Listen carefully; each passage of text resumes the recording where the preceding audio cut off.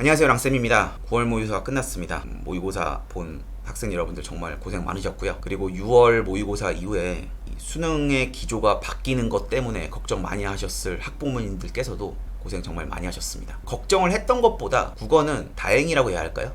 문제의 적정성을 찾은 것 같습니다. 6월에 비해서 기존 고난이도 킬러 문항은 없었다. 네, 맞습니다. 그리고 이번 모의고사부터 시험이 끝난 그 즉시 교육부에서 EBS 뉴스 유튜브를 통해서 실시간으로 EBS 강사인 학교 선생님이 나와서 이번 시험이 어땠는지를 평을 하고 기자들의 질문도 받고 하는 그런 브리핑 시간을 실시간으로 공개를 하고 있어서 저도 그것을 토대로 방송을 하고 있는데요. 국어의 경우 너무 많은 정보와 과도한 추론, 전문 용어, 그리고 어떤 지문이냐에 따라서 문이과생의 유불리가 발생하는 난이도 높은 지문을 배제했다라고 하는데 이것은 맞습니다. 왜 그러냐면 난이도가 높다고 평을 받는 과학기술 지문과 조선신분제에 관련된 지문은 EBS 연계교재에 다 나왔던, 그래서 EBS를 충실히 학습했던 학생이라면 지문의 난이도가 크게 어렵지는 않았을 것이라고 보입니다. 다만 여기서 선택지의 난이도를 올린다, 즉 선택지 장난, 두 개가 헷갈리는 거죠. 이런 것들로 변별력을 확보한 건데 이것이 상대적으로 학생들에게 큰 장벽으로 다가왔을 가능성이 큽니다. 그래서 6월보다 조금 더 어렵다고 생각한 학생들이 많았을 것이라고 추정이 됩니다. EBS 학습이 철저하지 않았던 학생들 같은 경우에는 공통의 독서 지문에서 과학 지문과 신분제 지문이 상당히 어려웠을 것이라고 보입니다. 이 8번에서 11번까지의 과학 지문은 EBS 수능 특강 과학기술 7강 여기에 수록된 지문을 토대로 문제가 나왔고요. 12번부터 17번까지의 지문은 EBS 수능 완성 실전 모의고사 4회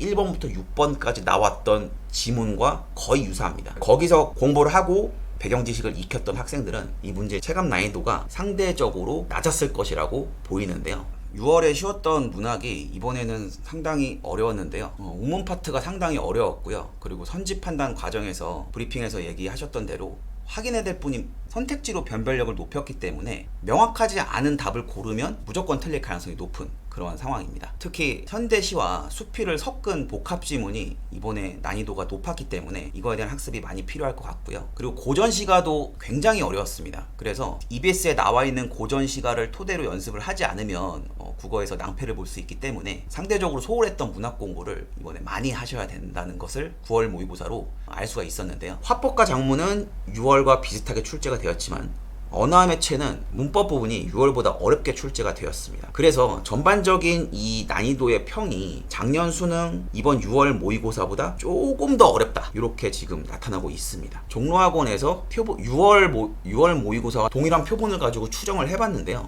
표본 분석에 따르면 6월에 비해서 체감 난이도는 오히려 더 높았다, 이렇게 보고 있더라고요. 정답률 60% 미만의 문제가 6월의 모평에서 5문제에서 9월 시험에서는 12문제로 크게 확대가 되었다고 얘기를 하였습니다. 그래서 원점수 기준으로 언매가 5.4점, 화법과 작문이 4.8점 정도 하락할 것이라고 보고 있는데요. 이것은 EBS 연계 문제를 상대적으로 소홀히 한 재수생들 같은 경우에 지문이 어렵지 않았을까, 이렇게 판단이 되거든요. 그래서 국어의 기조는 확실하다. 이 킬러 문제를 배제했다고 하는 것이 지문의 난이도를 올렸는데 그 지문이 EBS에 나왔던 지문이다, 그러면은 이것은 어려운 지문이 아니다, 이렇게 얘기를 할 수가 있죠. 왜냐하면은 EBS 연계율이 50%라고 얘기를 했으니까. 그래서 EBS 연계 교재 및 EBS에서 나오는 모의고사는 철저하게 대비를 해야 될 필요가 있다, 이렇게 보여요. 그리고 정보량이 아닌, 추론이 아닌 정확한 선택지를 가지고 더욱 정확한 답을 골라내는 것이 수능까지 학생들이 신경을 써야 될 부분이다,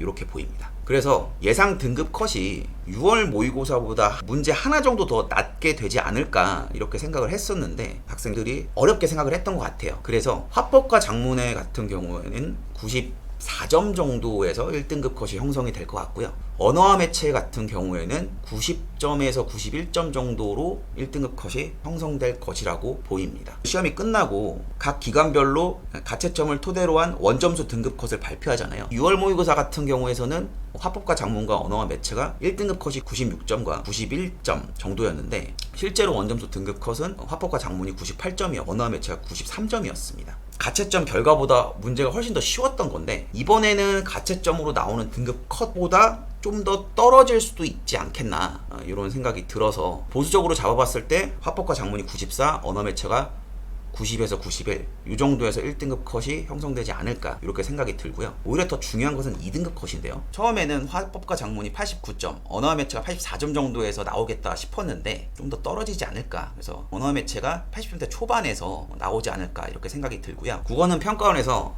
이렇게 내면 되겠다 해법을 찾은 것 같기 때문에 EBS 학습이 매우 중요하다는 거, 이번 시험을 토대로 남은 기간 동안 학습을 진행하겠다, 이렇게 생각을 하셔야 될 것 같고, 공교롭게도 오늘 EBSI 사이트를 접속하니까 만점 마무리 시즌2 모의고사가 발간이 되었다는 소식을 접하게 되었습니다.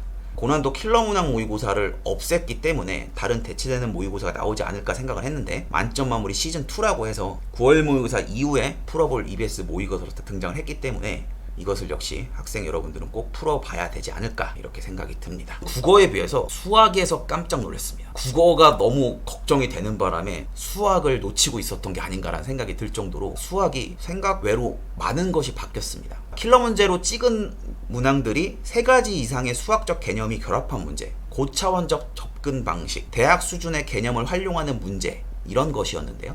그러면 3가지 이상의 수학적 개념이 결합한 문제, 단원 복합, 융합, 이런 거에서 충분히 나올 수 있고, 논술에서도 이런 문제가 나오잖아요. 근데 이런 것을 배제를 해버리니까 최상위권의 변별력은 거의 없어져 버렸습니다. 준킬러로 도배를 했다, 이런 말을 듣기 위해서 문제풀이가 복잡한, 특히 계산이 더러운 문제를 넣어서 중상위권의 변별력 확보를 시킨 것 같아요. 그렇기 때문에 이번 이 수학의 등급 컷이 1컷은 엄청 높고 2컷, 3컷은 떨어지는 그러한 형태의 문제다, 이렇게 보이거든요. 사실 6월 모의평가의 경우도 그 당시 분석을 보면 그렇게 어렵지 않았다, 이렇게 얘기가 나왔는데 실질적으로 까보니까 생각보다 더 어려웠습니다. 그래서 표준 점수가 상당히 커진 측면이 있어요. 그리고 작년 수능도 어렵지는 않았다고 처음에 얘기했거든요. 그런데 실제적으로 까보니까 작년 수능에서 미적분이 원점수로 84점, 확률과 통계가 88점, 이 정도의 난이도로 나왔어요. 근데 이번에는 1등급 컷은 한 문제 정도 더 올라가지 않을까. 문제가 저도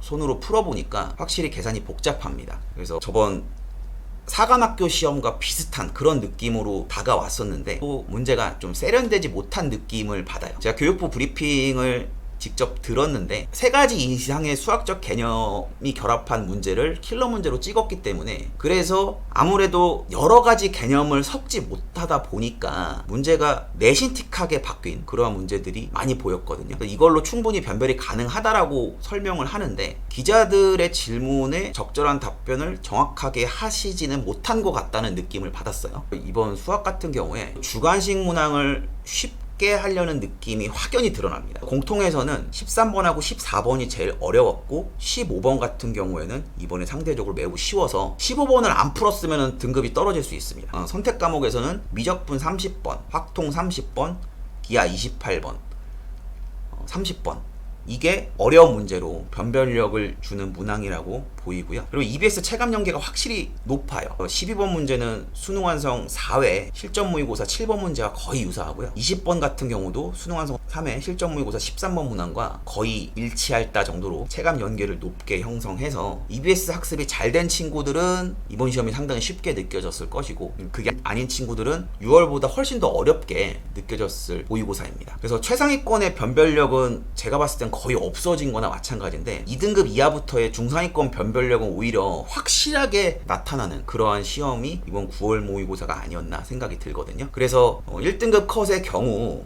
6월 모의고사 기준으로 원점수 등급 컷이 확통이 한 87점, 미적이 81점, 기하가 84점, 5점으로 추정을 했었던 것이 실제로 까보니까 확통 89, 미적 80, 기하 82였거든요. 이번에 1컷은 이것보다 좀 더 올라갈 거라고 예상이 듭니다. 그러니까 확통은 90점을 넘어야 될 것 같고 미적분도 거의 90에 가깝지 않을까, 이렇게 생각이 드는데 2등급 컷은 좀 주목해 볼 필요가 있을 것 같아요. 2등급 컷은 6월 모의고사랑 비슷하거나 아니면 6월 모의고사보다 한두 문제 정도 더 올라가는 그러한 점수대에서 형성이 되지 않을까, 이런 생각이 들어요. 6월 확실히 6월 모의고사 같은 경우에는 학생들이 수학이 준비가 많이 안 되었기 때문에 3등급부터 원점수가 되게 낮잖아요. 근데 이번 9월 모의고사도 준비를 했는데도 불구하고 상대적으로 3등급 이하는 원점수가 그렇게 높지는 않을 것이다, 이렇게 예측이 되거든요. 그래서 이 수학의 학습의 경우에는 예전에 킬러 문제를 푸는 것이 조금 의미가 없어진 측면이 커요. 왜냐하면 3가지 이상의 수학적 개념이 결합한 문제, 이것들이 보통 15번이나 22번, 30번에서 출제가 되었잖아요. 이러한 문제는 이제 수리논술로 가버렸고 지금부터 나오는 모의고사들에 주목을 하셔야 될 것 같습니다. 특히 EBS 만점 마무리 시즌2와 9월 모의고사를 토대로 제작되는 문제들을 많이 접해 보시면 충분히 수능 때는 수학에서 좋은 점수를 얻어갈 수 있는 상황입니다. 6월 달에 실험을 해보기 위해서 바꿨다가 일말의 사태 때문에 또 수학의 기조가 확 바뀌어 버렸는데요. 수능 때는 제자리를 찾아갈 겁니다. 근데 확실한 거는 주관식이 상대적으로 좀 더 쉬워지고, 주관식이 상대적으로 조금 더 쉬워지니까 22번, 30번을 버리고 가자, 이 생각을 하는 순간 1등급은 날아간다, 이렇게 생각을 하셔야 될 것 같아요. 의대를 노리는 최상위권한테는